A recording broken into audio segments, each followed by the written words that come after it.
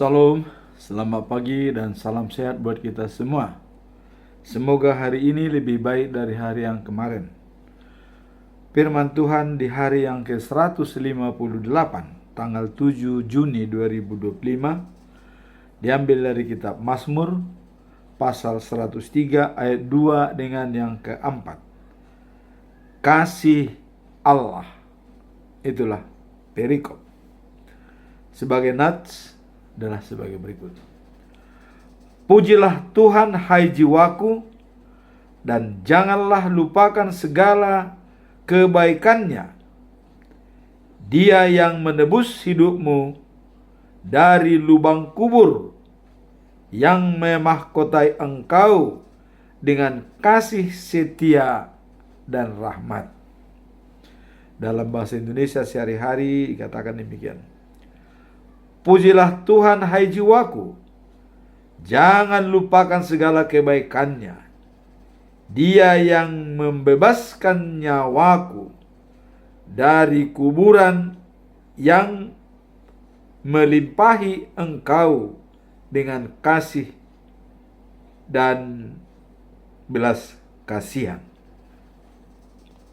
Dalam bahasa Batak Toba, didok songonon.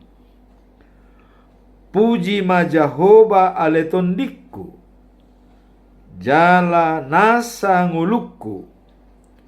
Puji maguarna nabadia, ibana do paluahon ahu sian hamatean. Jala di pasu-pasu ahu marhite holong dohot asiniroha. Itulah firman Tuhan pada hari ini. Sebagai pedoman kita selama bulan Juni, tetap saya sampaikan, diambil dari 2 Korintus pasal 5 ayat 17, dengan intinya adalah kehidupan baru dalam Roh Kudus di bawah kekuasaan Tuhan, dan kemenangan atas Yesus. Adanya transformasi spiritual, yaitu dari hidup lama menjadi hidup baru di dalam Yesus Kristus. Dan akibat daripada transformasi spiritual tersebut, dari hidup lama menjadi baru, maka diwajibkan untuk menjadi saluran berkat kepada semua orang dan juga alam semesta, karena kita atas belas kasihan Tuhan kepada kita. Itulah pedoman kita bulan Juni. Sekarang kita masuk dalam perikop hari ini, dalam Mazmur 103 ayat 2 dengan 4. Apa latar belakang daripada perikop ini? Kalau kita melihat di sini ada tadi 2 bagian. Pujilah Tuhan, hai jiwaku, jangan lupakan kebaikannya. Kemudian dialah yang menebus kita dari kematian, membebaskan kita dari kematian. Apa latar belakang daripada perikop ini? Mari kita lihat. Ayat ini menggambarkan rasa syukur yang mendalam, ya, kepada Tuhan Allah atas kebaikannya. Jadi ada rasa syukur yang mendalam atas kebaikan Allah. Dan dalam ayat ini pemazmur mengingatkan manfaat-manfaat Tuhan, termasuk pengampunan dosa dan penyembuhan segala penyakit. Jadi manfaat-manfaat yang Tuhan berikan kepada kita, pengampunan dosa, dan penyembuhan segala penyakit. Itulah maka dikatakan, pujilah Tuhan, hai jiwaku, jangan lupakan segala kebaikannya. Nah, dalam ayat 2 dikatakan, pujilah Tuhan hai jiwaku, dan janganlah lupakan segala kebaikannya. Mengajak kita, setiap orang percaya, berkat dan pengampunan yang telah didapatkan dari Tuhan. Jadi setiap orang percaya bahwa yakin benar bahwa berkat dan pengampunan adalah datangnya dari Tuhan. Kemudian di ayat yang keempat disampaikan menyoroti bahwa Tuhan menebus hidup kita dari kebinasaan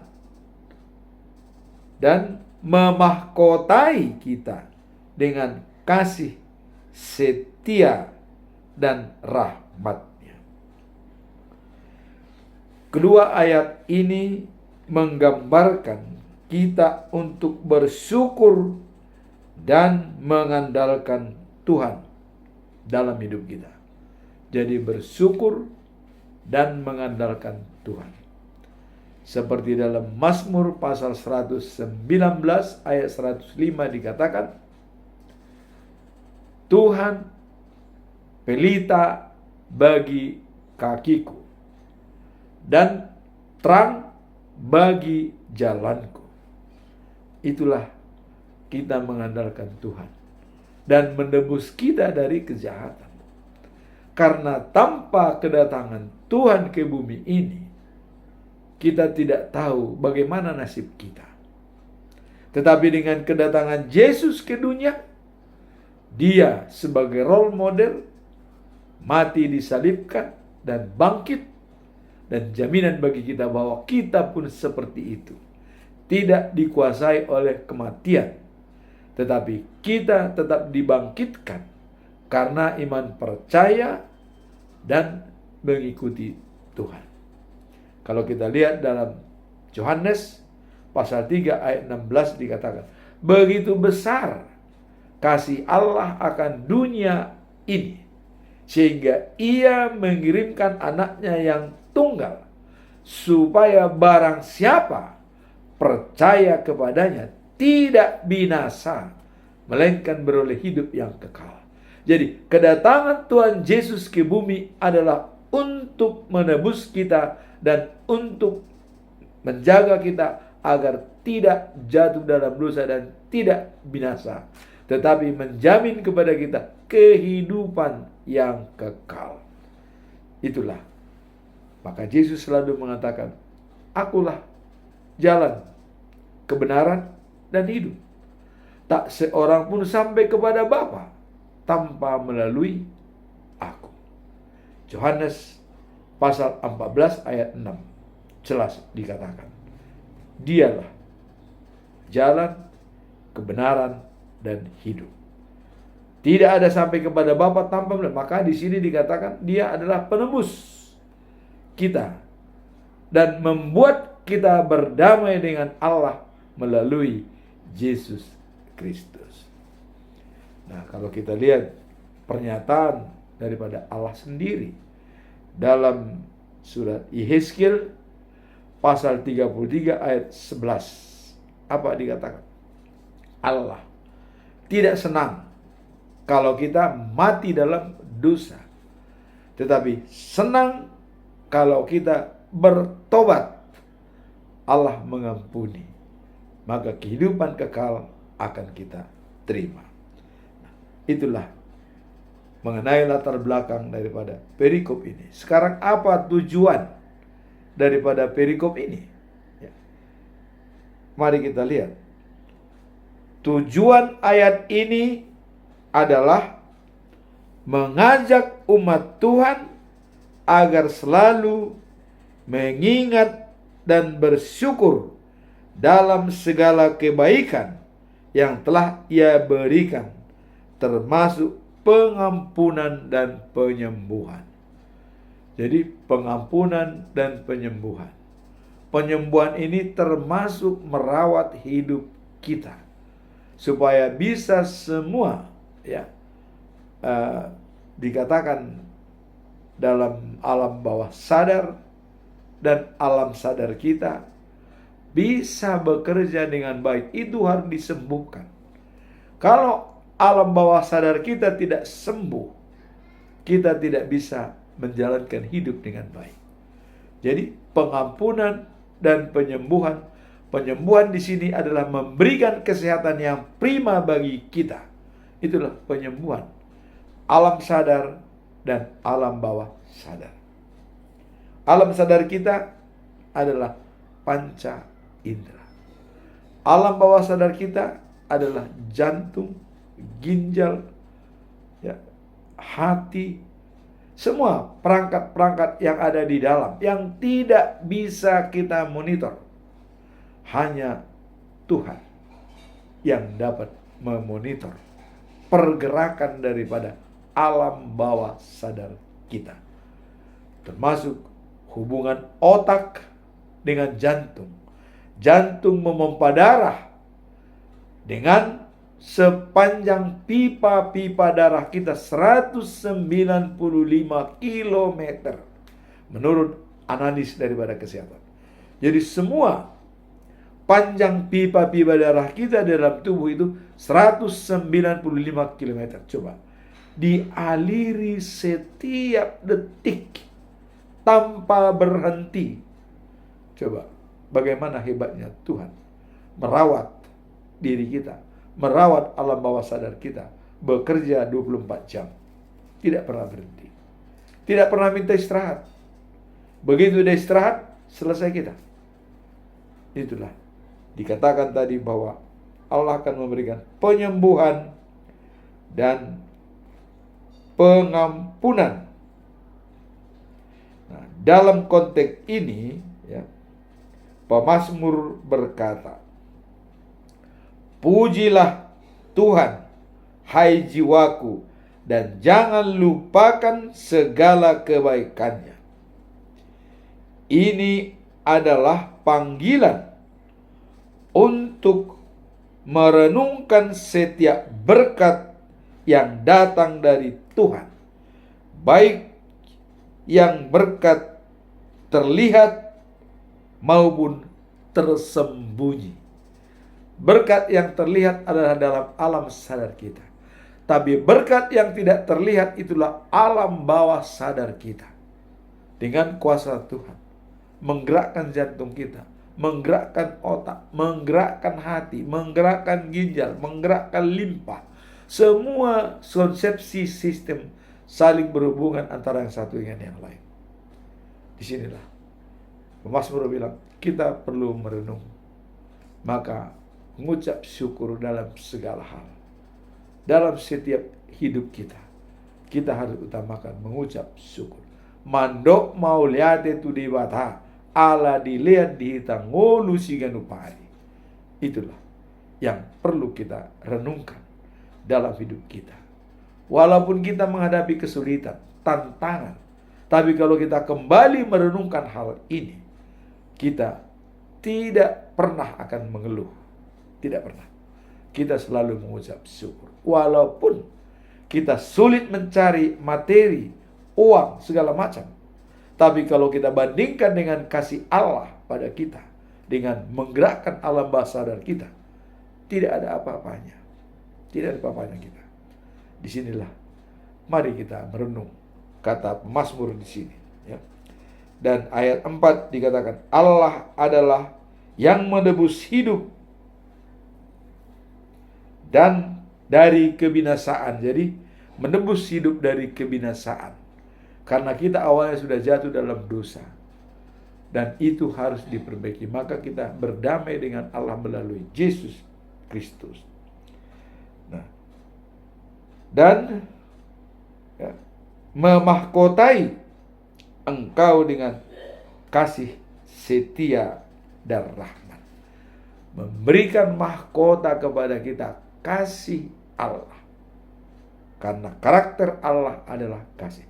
Dan juga rahmat, kebijaksanaan adanya di dalam diri kita, berpikir yang bijak dalam menghadapi setiap kesulitan kita. Itulah tujuan daripada pemazmur di sini, untuk merenungkan kembali atas berkat-berkat yang diberikan oleh Tuhan Allah, baik yang terlihat maupun yang tersembunyi. Yang tersembunyi itu yang jelas adalah alam bawah sadar kita. Setiap hari kita menghirup oksigen dan denyut jantung ada 60-80 per menit. Kita hirup udara, kita buang, kita hirup. Semua gratis, tanpa bayar. Itulah kata Tuhan, ada yang tersembunyi yang tidak bisa kita gerakkan, tapi Allah yang menggerakkannya. Nah, kemudian pendekatan ini mengajak kita untuk refleksi terhadap kasih dan anugerah Tuhan dalam hidup kita. Jadi bersyukur atas berkat yang kita terima dan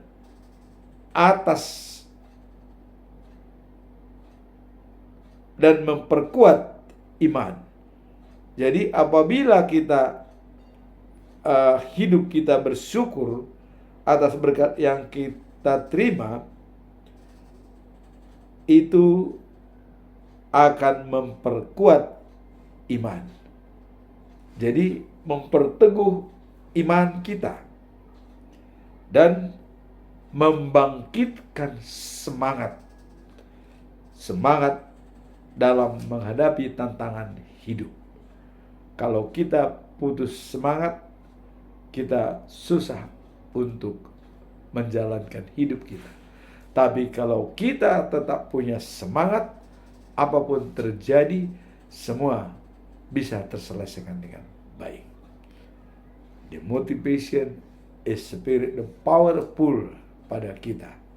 Jadi motivasi itu harus menjadi sumber kekuatan pada kita untuk menjalani hidup secara penuh kekuatan, untuk menjadikan motivasi sebagai dasar menjalani hidup. Sekarang apa pesan moral daripada perikop ini? Ya. Nah, mari kita lihat di sini. Pesan moralnya adalah pentingnya memiliki sikap syukur dan mengingat segala kebaikan yang telah dilakukan oleh Tuhan dalam hidup kita. Saya berumur 70 tahun. Apa saja yang terbaik diberikan oleh Tuhan. Sangat-sangat banyak dan tidak bisa diutarakan secara satu persatu. Begitu banyaknya berkat yang kita terima. Coba saya sendiri datang merantau, tamat SMP dan bisa meluluskan S1 di perantauan. Itu adalah merupakan berkat yang luar biasa dari Tuhan. Kemudian masih bisa pergi ke luar negeri untuk memperdalam ilmu dengan Stephen Covey. Ya, itu adalah merupakan berkat yang luar biasa. Dan kalau kita memang melihat apa saja yang kita terima dalam hidup kita, maka pantaslah kita merenung. Dan pesan moralnya adalah pentingnya memiliki sikap syukur dan mengingat segala kebaikan yang telah dilakukan oleh Tuhan dalam hidup kita. Pesan moral ini harus kita renungkan baik-baik. Apa saja yang diberikan kepada kita, kita renungkan dengan baik. Nah, dan mengajak kita untuk tidak melupakan berkat-berkat seperti pengampunan, ya, penyembuhan, dan kasih setia yang telah diberikan. Tidak melupakan pengampunan, penyembuhan, dan kasih setia, termasuk membuat kita setiap hari bisa bernapas dengan baik. Itulah yang perlu kita renungkan dalam pesan moral pada hari ini. Nah, dalam hidup ini, untuk sehari-hari, ya, sering kita lupa atau berkat Tuhan, terutama di saat-saat sulit. Jadi kalau kita menghadapi kesulitan, kadang-kadang seolah-olah kita dilupakan Tuhan, padahal tidak. Kesulitan itu adalah cambuk bagi kita atau ujian yang harus kita hadapi dengan baik. Jadi kalau orang psikolog mengatakan stressing and energize. Kita stres, justru datang tenaga baru. Jadi harus sama dengan spiral. Spiral itu ditekan dan tekanannya lebih kencang. Ya. Tidak ditekan diam, tapi ditekan diam, menekan lebih kencang.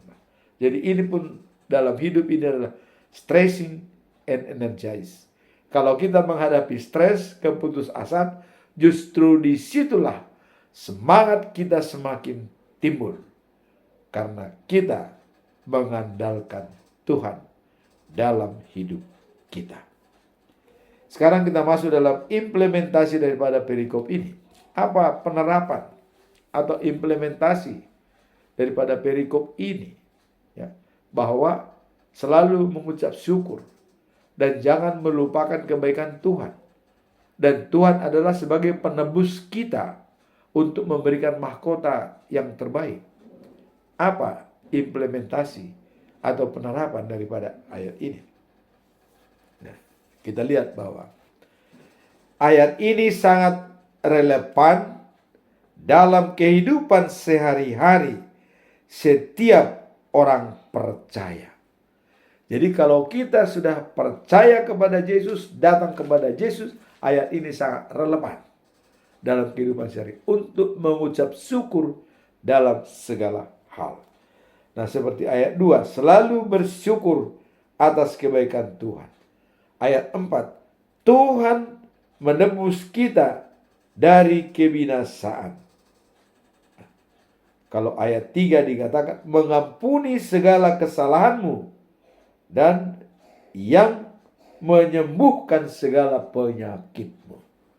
Jadi pengampunan dan kesembuhan. Dan kita ditebus dengan sangat mahal, dengan mengorbankan dirinya, mati di kayu salib, tapi bangkit di hari yang ketiga.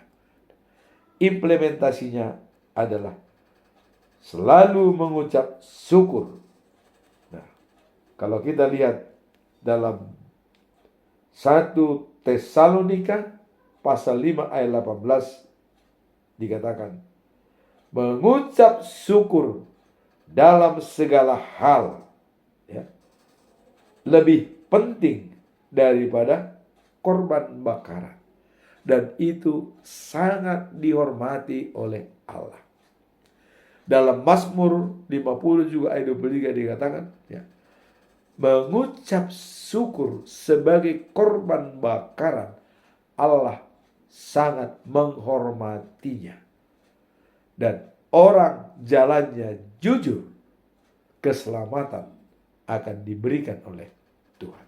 Jadi itulah implementasi daripada perikop ini. Ya.